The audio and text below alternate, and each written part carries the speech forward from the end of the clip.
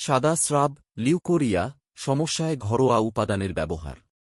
নারীদের মধ্যে সাদা স্রাব একটি সাধারণ সমস্যা। শরীরের স্বাভাবিক পরিবর্তন, হরমোনের তারতম্য, দুর্বলতা, পুষ্টির ঘাটতি বা সংক্রমণের কারণে এটি হতে পারে।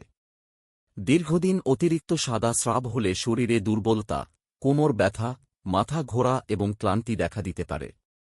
প্রচলিত ঘরোয়া উপায়ে ইসবগুলের ভুসি, তাল মাখনা, লাল মিছরি ও সাফেদ মুসলি একসঙ্গে গুঁড়ো করে ব্যবহার করা হয়। ইসবগুল হজমশক্তি ভালো রাখতে সাহায্য করে, তাল মাখনা শরীরকে পুষ্টি যোগায়, লাল মিছরি শক্তি প্রদান করে এবং সাফেদ মুসলি ঐতিহ্যগতভাবে নারীদের স্বাস্থ্য রক্ষায় ব্যবহৃত হয়ে আসছে।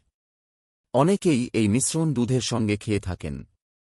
এছাড়া অ্যালোভেরা বা ঘৃতকুমারীও দীর্ঘদিন ধরে ভেষজ চিকিৎসায় ব্যবহৃত হয়ে আসছে। এতে থাকা বিভিন্ন পুষ্টি উপাদান শরীরের স্বাভাবিক সুস্থতা বজায় রাখতে সহায়তা করতে পারে। তবে সাদা স্রাবের ক্ষেত্রে অ্যালোভেরা বা অন্য কোনো ভেষজ উপাদান ব্যবহার করার আগে চিকিৎসকের পরামর্শ নেওয়া ভালো।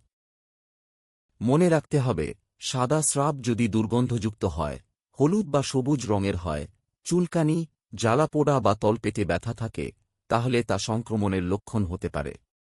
সেক্ষেত্রে শুধু ঘরোয়া উপায়ের ওপর নির্ভর না করে দ্রুত চিকিৎসকের পরামর্শ নেওয়া উচিত।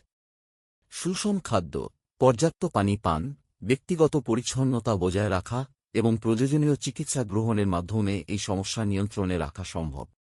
সুস্থ জীবনযাপনই নারীর সুস্বাস্থ্যের অন্যতম চাবিকাঠি।